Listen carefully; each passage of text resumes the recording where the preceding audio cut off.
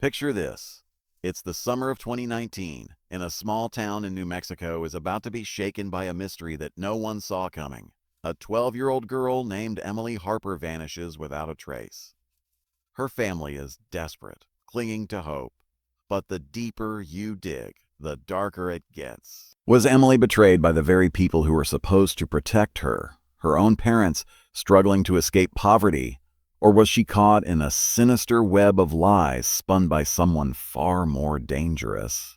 Welcome to the Crime O'Clock, where we unravel the most gripping true crime stories from across America. I'm your host, and tonight we're diving into the heartbreaking case of Emily Harper, a story that exposes the hidden horrors of child exploitation right here in the USA. Emily grew up in Gallup, New Mexico, a place where the desert stretches endlessly, and for many families, so do the struggles.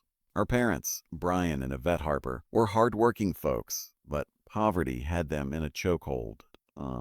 Factory layoffs, mountain bills, and the constant worry of putting food on the table for their two kids, Emily and her younger brother, Ethan, pushed them to a breaking point. In October 2018, a local contractor offered what seemed like a lifeline, a job for Emily in Albuquerque, just a couple of hours away. A wealthy family, the Fosters, needed a live-in nanny for their 3-year-old son. They promised a steady paycheck, a safe home, and even evening school for Emily. For Brian and Yvette, it felt like a chance to give their kids a better future. But at what cost? Emily was only 12 years old, barely old enough to care for herself, let alone someone else's child.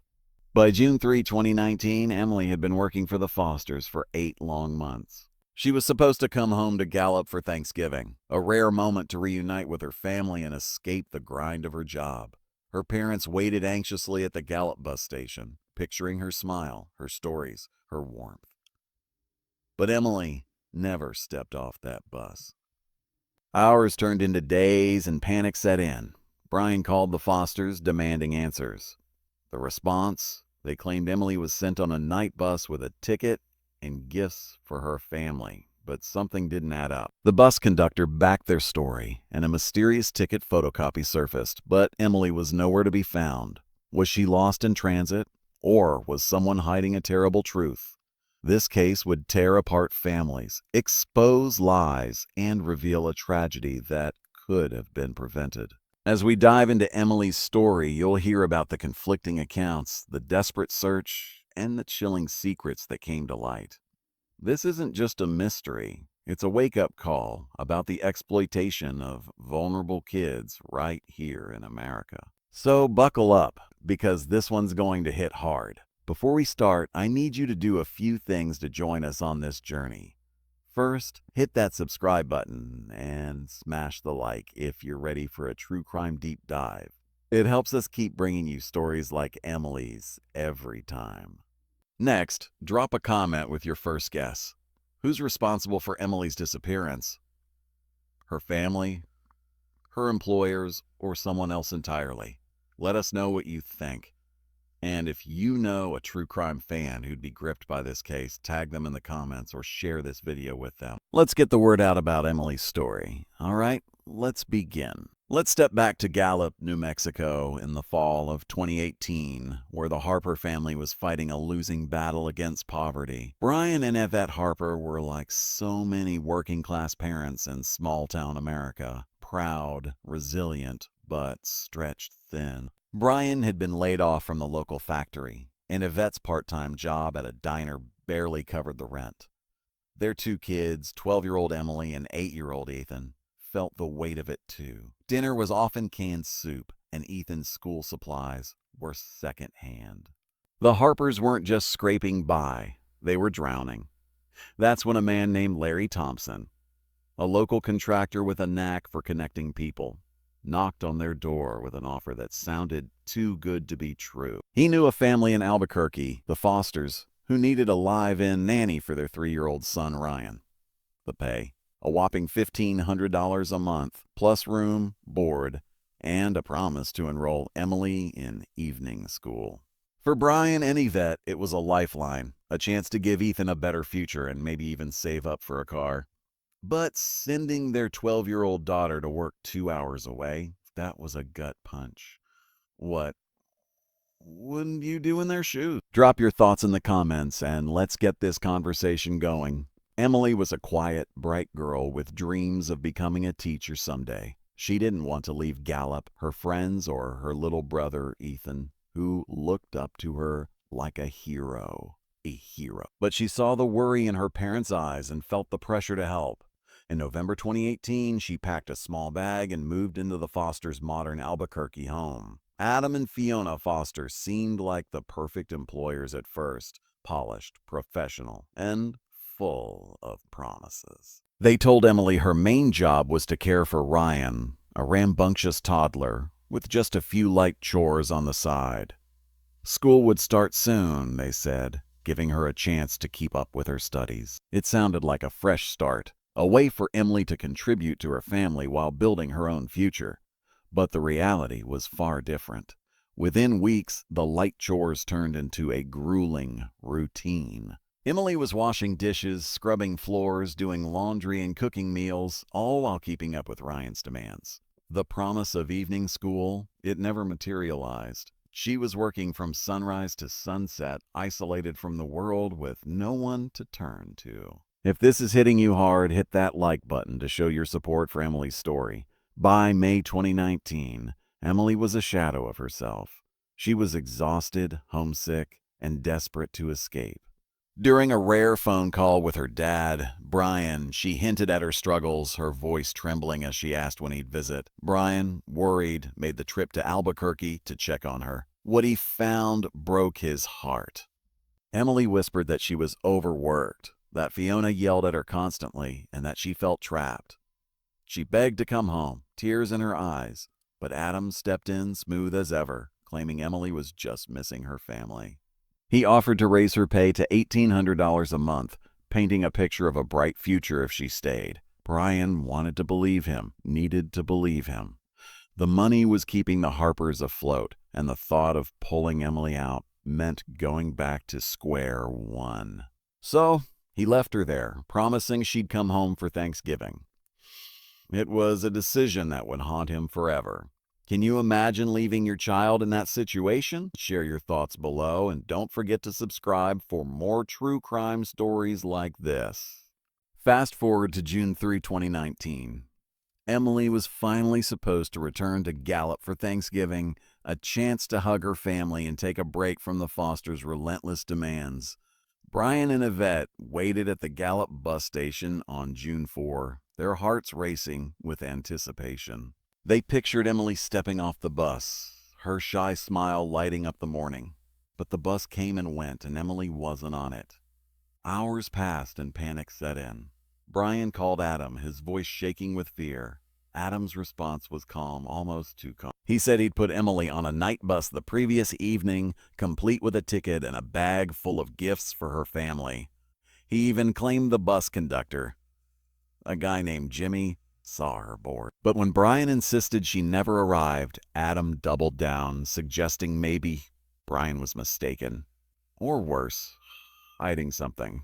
Albuquerque police got involved, and that's when things got murky. Adam produced a photocopy of a bus ticket, and Jimmy backed his story, saying he saw Emily get on and even saw Brian pick her up in Gallup. But Brian swore he was at the station all morning, and no one else in Gallup had seen Emily. Was the ticket legit?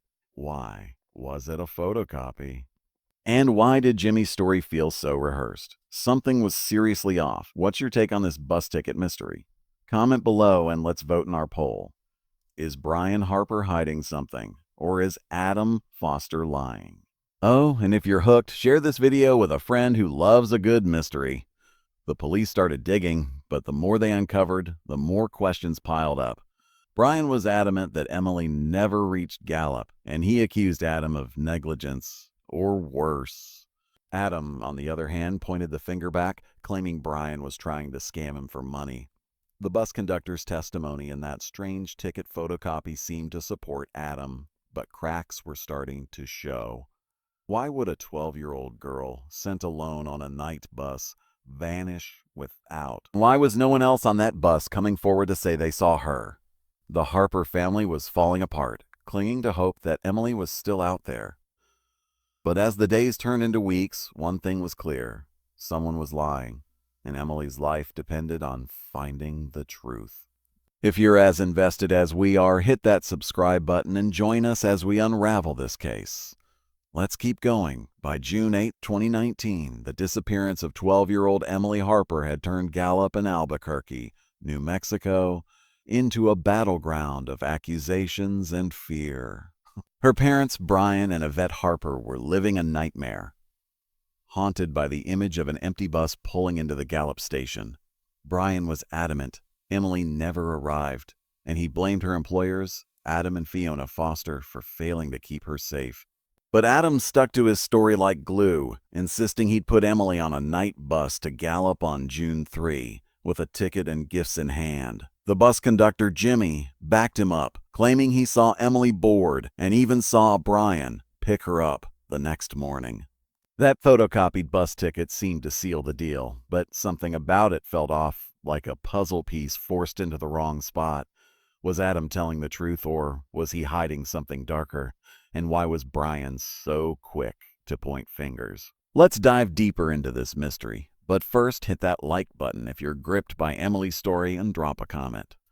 Who do you think is lying? Brian, Adam, or someone else entirely? Detective Rachel Ortiz of the Albuquerque Police Department took the lead, and she wasn't buying the neat little story Adam was selling. She started digging into Emily's life with the Fosters, and what she found was chilling. Back in May, when Brian visited Emily, she'd told him she was miserable. The Fosters had promised her evening school, but instead she was working grueling hours, cleaning, cooking, and caring for their 3-year-old son Ryan, with no break. Fiona in particular had a sharp tongue, berating Emily for the smallest mistakes. Emily had begged her dad to take her home, but Adam's smooth talk and a pay raise to $1,800 a month convinced Brian to leave her there. Now, with Emily missing, those complaints took on a whole new weight. Was she running from an unbearable situation? Or had something happened at the Foster's home before she could even get on that bus? If this is hitting home, share this video with a friend who needs to hear Emily's story. And let's keep the conversation going. As Detective Ortiz pressed harder, the case started to splinter. Adam doubled down, painting Brian as a greedy father who might be hiding Emily to extort money. He pointed to the bus ticket and Jimmy's testimony as proof he'd done his part. This Ortiz wasn't so sure. That ticket photocopy was a red flag. Why not the original? And why was Jimmy's story so perfectly aligned with Adam's? She interviewed other bus passengers, but no one recalled seeing a 12-year-old girl matching Emily's description. Meanwhile, Brian faced his own scrutiny. Some locals in Gallup whispered that he was too quick to cash Emily's paychecks, suggesting he might have sent her somewhere else for more money. The accusations cut deep, especially for Yvette, who couldn't believe her husband would harm their daughter. But the doubt was there, gnawing at everyone. Who's your prime suspect right now? Did Emily ever board that bus, or was it all a lie? And don't forget to subscribe for more true crime mysteries like this. The pressure was mounting, and by June 10, Yvette couldn't take it anymore. She turned to a local NGO called Hope for Kids, led by advocate Sarah Miller, who'd seen too many cases of vulnerable children slipping through the cracks. Sarah listened as Yvette poured out her fears. Emily was gone. The police were stalling, and Brian was being painted as a villain. Sarah didn't hesitate. She rallied the community, organizing protests outside the Albuquerque police station with signs demanding a find Emily Harper. The media caught wind, and soon, Emily's face was plastered across New Mexico news. The public outcry forced the case to be escalated to the New Mexico State Police, bringing fresh eyes to the investigation. But for Brian, the attention was a double-edged sword. Locals started harassing him, calling him a deadbeat dad who'd sold his daughter for cash. The Harpers were falling apart, caught between hope and despair. If you're feeling the weight of this, hit the bell icon to stay updated on Emily's case and comment. What would you do if you were Yvette? Detective Ortiz's team kept pushing, but the deeper they dug, the murkier it got. They re-interviewed Jimmy, the bus conductor, who stuck to his story but seemed nervous, avoiding eye contact. They tracked down the bus driver, who echoed Jimmy's account almost word for word. Too perfect, like a script.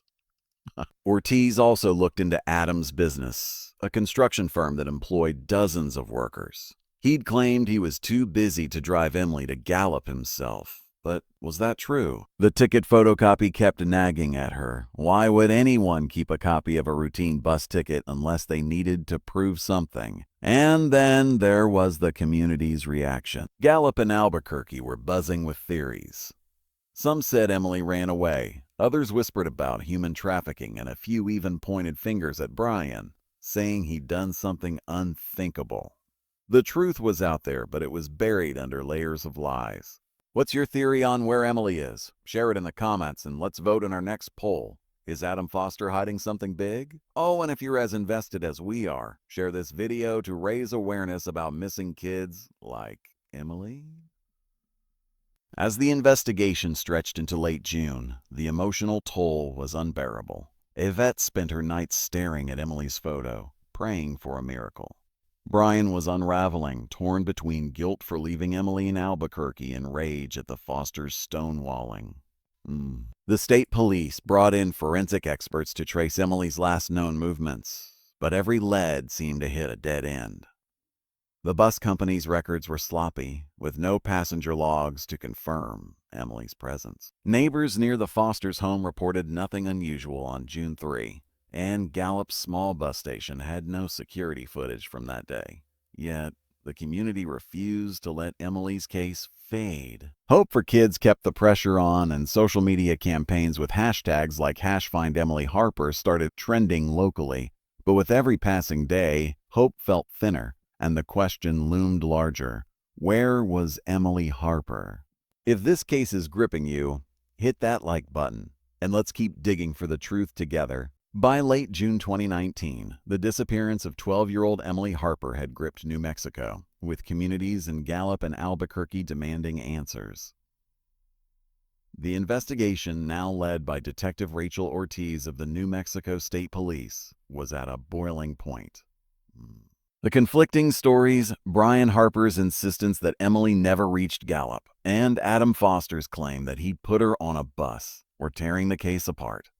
That suspicious bus ticket photocopy and the bus conductor's too perfect testimony kept raising red flags. But Detective Ortiz was relentless, determined to uncover the truth, no matter how dark it was. As the pressure mounted, cracks started to show, and what emerged would shock everyone. Let's dive into the heart of this mystery. But first, hit that like button if you're rooting for justice for Emily, and drop a comment.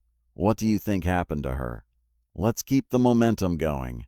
Ortiz's team zeroed in on Adam Foster's story, and it didn't take long to find holes.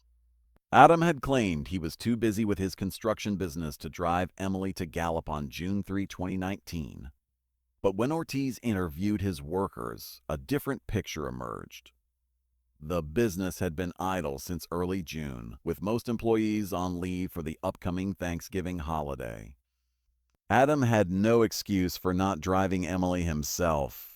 His story was falling apart. Ortiz pushed harder, re-examining the bus ticket photocopy. Why keep a copy unless you needed to prove something? She suspected it was a deliberate move to cover up a lie. The bus conductor, Jimmy, and the driver stuck to their scripted accounts, but their nervous glances told a different story. Something sinister was brewing, and Emily was at the center of it. Comment below and vote in our poll. Is Adam hiding something bigger than negligence? If you're hooked, share this video with a true crime fan. The breakthrough came when Ortiz expanded the search beyond Albuquerque. Acting on a tip from one of Adam's workers, the state police turned their attention to a construction site in Las Cruces, New Mexico, about 3 hours south.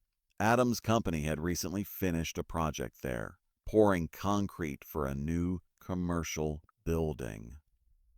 On July 2, 2019, investigators arrived with shovels and forensic experts, and what they found would change the case forever.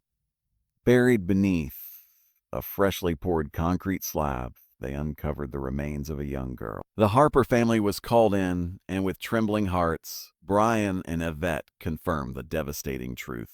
It was Emily. The discovery sent shockwaves through New Mexico, turning a missing person case into a murder investigation. The question now wasn't where Emily was, but who was responsible and why. If this hits you hard, hit the subscribe button to stay with us as we unravel the truth. Under intense pressure, Adam Foster's facade crumbled. In a grueling interrogation, he broke down and confessed to a crime that was as senseless as it was brutal.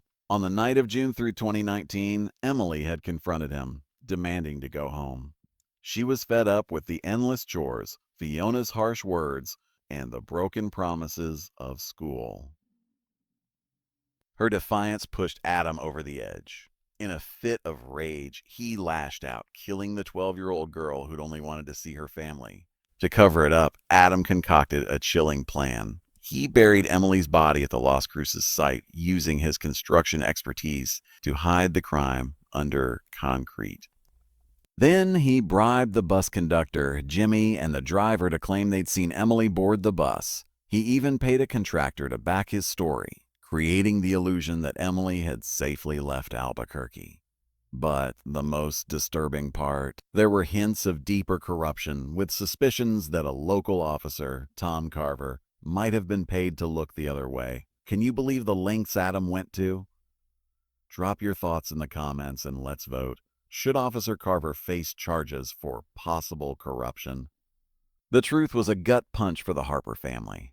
Yvette collapsed in grief, blaming herself for letting Emily go to Albuquerque. Brian was consumed by guilt, haunted by the moment he left her behind in May. The community rallied around them, but the pain was unbearable. Yet amid the tragedy, a spark of hope emerged. Yvette channeled her grief into advocacy, partnering with Hope for Kids to push for stricter child labor laws. She vowed to make sure no other family would endure what they had. The case also exposed a darker truth about Emily's time with the Fosters. She'd been exploited, treated more like a servant than a nanny, a victim of a system that too often overlooks vulnerable kids. The investigation wasn't over. Ortiz was determined to nail everyone involved in the cover-up. But for now, the focus was on justice for Emily. If you're moved by Yvette's strength, share this video to support her fight and hit that like button to show your will. As the summer of 2019 drew to a close, the case of Emily Harper became a rallying cry. It wasn't just about one girl. It was about the thousands of children across America who were forced into work too young, their voices silenced by poverty and exploitation. Detective Ortiz's work had brought the truth to light, but at a heartbreaking cost. Adam's confession was just the beginning, and the web of lies he'd spun was still unraveling. Who else knew about Emily's fate? And how far did the corruption go? We're almost at the end, but before we wrap up, I need you to do something. Comment below, how deep do you think this cover-up goes? And if you want more stories like this, join our channel by hitting subscribe and that bell icon. Let's keep fighting for justice together. By July 2019, the case of Emily Harper had become a rallying cry across New Mexico. A stark reminder of the vulnerabilities children face when poverty and exploitation collide. The discovery of Emily's body under a concrete slab in Las Cruces, coupled with Adam Foster's chilling confession, brought the truth to light, but it came at a devastating cost. The investigation had peeled back layers of lies, exposing not just a murder but a web of corruption that reached further than anyone expected. Now, as the dust settled, the focus turned to justice. For Emily, for her family, and for the countless other kids caught in similar traps. Let's wrap up this heartbreaking story, but first, hit that like button if you're moved by Emily's fight and drop a comment. What does justice mean to you in this case? Let's keep this conversation alive. Legally, Adam Foster faced the full weight of the law. He was charged with first-degree murder under New Mexico Statute Section 32(1), carrying a potential life sentence for the brutal killing of 12-year-old Emily. He was also slapped with evidence tampering charges under Section 3022(5) for orchestrating the cover-up. from burying her body to bribing witnesses. His wife, Fiona Foster, and brother-in-law, Kevin, weren't off the hook either. They were charged with evidence tampering for their roles in supporting Adam's lies. The bus conductor, Jimmy, and the driver faced scrutiny, with ongoing investigations into their part in the deception. Then there was Officer Tom Carver, the Albuquerque cop suspected of turning a blind eye for cash. While direct evidence was thin, a departmental inquiry was launched, and Detective Rachel Ortiz vowed to keep digging. The legal battles were just beginning, but for the Harper family, no punishment could erase their loss. If you're outraged by this, share this video to demand accountability, and let's vote in our poll. What's the worst crime here, murder or the cover-up? Beyond the courtroom, Emily's story struck a deeper chord. It exposed the ugly reality of child labor in America, where an estimated 29,000 kids under 14 work illegally, often in exploitative conditions, according to the U.S. Department of Labor. Emily wasn't just a nanny. She was a child forced into servitude, her dreams of becoming a teacher crushed by adults who saw her as cheap labor. This isn't a rare story. It happens in homes, farms, and businesses across the country, hidden behind closed doors.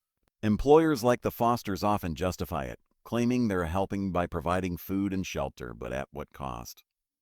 A child's dignity, their future, their life. Emily's case forced New Mexico to confront these questions, sparking calls for tougher child labor laws and better protections for vulnerable kids. If this hits home, comment below. How can we protect kids like Emily? And don't forget to subscribe to stay with us for more stories that matter. Amid the grief, there was a glimmer of hope. Yvette Harper, shattered by her daughter's death, found purpose in advocacy. She partnered with Hope for Kids, the NGO that had amplified Emily's case, to push for legislative change. Yvette spoke at rallies, her voice trembling but resolute, vowing to ensure no other family endured their pain. Her courage inspired communities in Gallup and Albuquerque, proving that even in the face of tragedy, one person can spark change. Emily's legacy became a call to action, a reminder that we all have a role in protecting the most vulnerable among us. As we close this chapter, let's honor Emily by keeping her story alive. Share this video to spread her message and hit that bell icon so you never miss a true crime story from the Crime O'Clock. Let's make a difference together. So, what's the takeaway from Emily Harper's story? It's simple but powerful. Stay vigilant, stay safe, and never look away when a child's at risk. Poverty can push families to desperate choices, but exploitation thrives when we let it. We can change that by speaking up, supporting organizations like Hope for Kids, and demanding accountability from those in power. What's the biggest issue in this case? Poverty, exploitation, or something else? Subscribe, hit that bell, and join us next time for another true crime story that'll keep you on the edge of your seat. Until then, this is the Crime O'Clock, signing off. Stay safe, and let's keep fighting for justice.